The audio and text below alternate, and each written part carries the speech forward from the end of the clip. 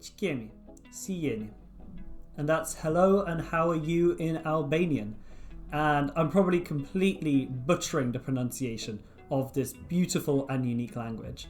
But that's all I know in Albanian at the moment.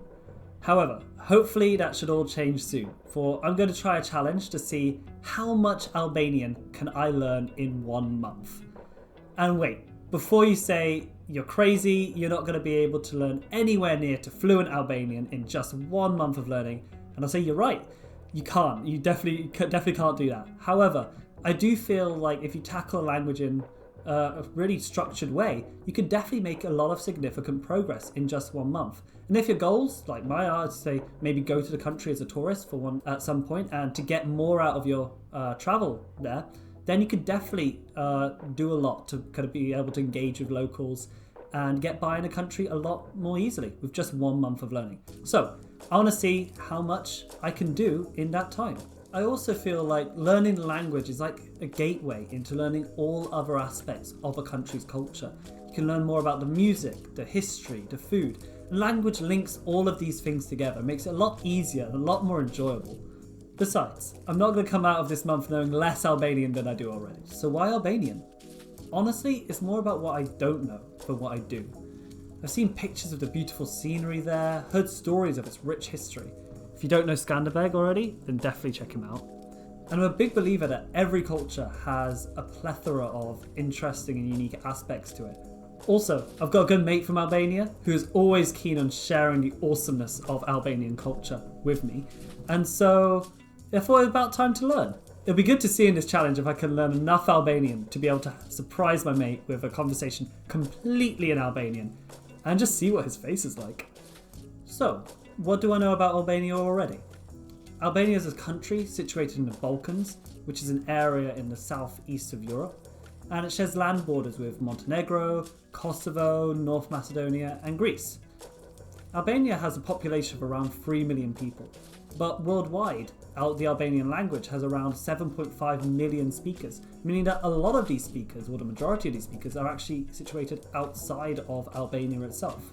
In the 2011 Albanian National Census, about 98.7% of Albanians considered Albanian as their mother tongue, so by far and away the majority language, with the second most common language being Greek, with about 0.54% of the population, and 0.16% of the population saying Macedonian. I've also heard of a lot of Italian influence in Albania, with a lot of TV shows being in Italian. However, Albanian as a language is actually a language isolate within the Indo-European language family, meaning that thousands of years ago it can be traced back to Proto-Indo-European. However, it occupies its own branch within the Indo-European language families, along with Romance, Germanic, Slavic, etc. This means that I'm not really going to be able to rely on any other previous language learning experience to help me with Albanian. It really is going to be quite unique. Some famous Albanians that you might know are Dua Lipa, the singer, and Mother Teresa. So, now that that's all said and done, let's have a talk about how we're going to approach this month in terms of language learning.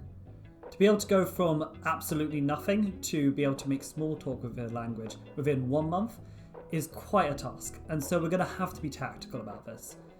For that reason, I've broken the task down into 7 major steps: vocabulary, grammar, speaking, listening, reading, writing, and pronunciation. From that list, I think that speaking and listening are going to be the most important aspects to reach my goals.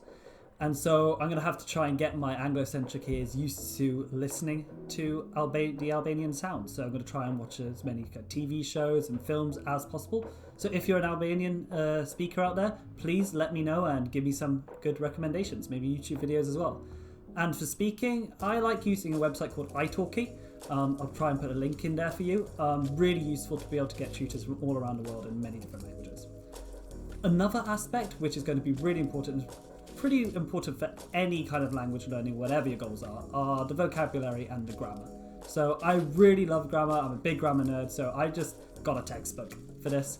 I know there's a lot of useful resources online, and a lot of them, there's a lot that kind of say, oh yeah, you'll be able to learn any language very quickly online in click of a button, and that's definitely not true. But there's a lot of apps and things that do help you kind of go along that way.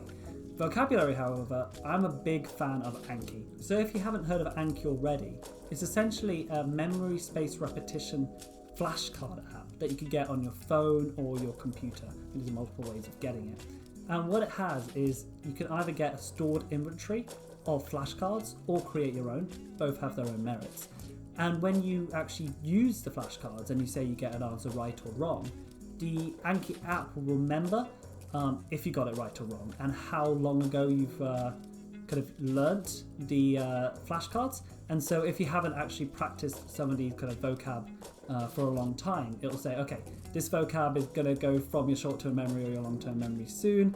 Let's remind you of this question and see if you get it right or wrong. If you get it wrong, it will ask you a lot more frequently until you get it back into your system. And if you get it right, then it'll push it back further in time, so you don't have to see it again for a while. But it's really, really useful way. You don't have to organize like all your like vocab and make sure you're going through it at the right time. Anki does all of that for you. And it's a really good tool. I've also included reading and writing on the list of things that I want to practice in Albanian too.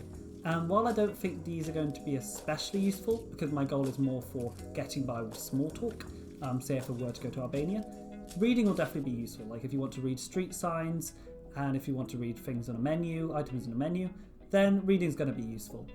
However, Albanian mostly uses the Roman script, and so being an English speaker, I'm pretty familiar with most of the letters. I think there are a few extra letters in Albanian, I think with an E with an umlaut on top and U with an umlaut on top, which have different pronunciations, and I'm going to have to get used to all of that. And I know there's probably some of the vowels are going to be pronounced differently to what I'm used to. So there are going to be a few things where I think I know how to pronounce it, but I'm not.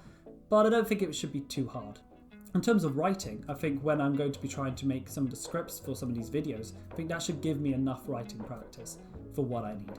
The last item in my language learning task list is pronunciation. And that's a really important one. You want to start getting pronunciation in as early as possible. What I try to do is use the listening aspects of what I'm learning. And so from the TV shows and movies I want to watch, I'm going to listen to them and try to shadow what people are saying. So when someone says a word, I try to repeat the word. In a sentence, it's going to be really hard at first to even get any of these sounds. But just if you keep on trying to shadow and repeat what people are saying, then that will really help with your pronunciation. In terms of frequency, for how often I'll be practicing each of these specific parts, I try to do vocabulary and grammar every day, as that's the core foundation of the language learning. For the listening, speaking and pronunciation, I prefer to go on a rota basis. So I won't be practicing them every day, but they will build up over time. For example, on Monday, I'll be doing some listening. And then on Tuesday, I'll be doing some pronunciation. And then on Wednesday, I'll do some speaking practice. And then go same for Thursday, Friday, Saturday, and have a rest on Sunday. Hopefully you can see this on the screen. And yes, there is a reason why I've chosen it in that order with listening, pronunciation, and speaking. That's in the hope that once you listen, your kind of ears will get used to something. And so when you try to do the pronunciation, you already have heard some of the words already, not try to pronounce things without hearing any Albanian already, and your brain just gets slipped up.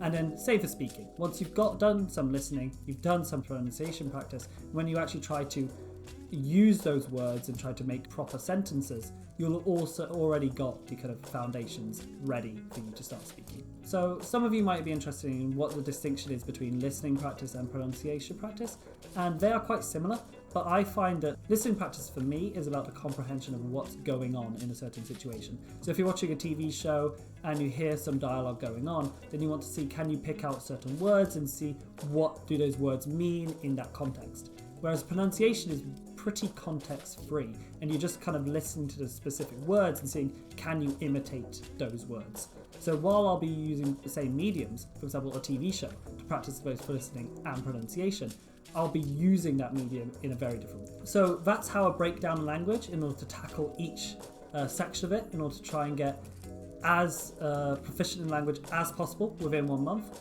And those are the kind of tools and materials I'll be using to try and help with each of those sections. All this speaking about language learning is going to be really eager to get going, so that's what I'm going to do right now. If you're interested in following along with this journey, then please check out my next video. Also, I hope this inspires you to make your own language challenge as well. So definitely put down in the comment section what language you're interested in learning and what your goals are. Finally, if there's any Albanian speakers out there, then definitely hit me up with any tips must-know phrases or cool things about Albania that you think I should mention. So, thank you very much and see you next time. Miru pashim.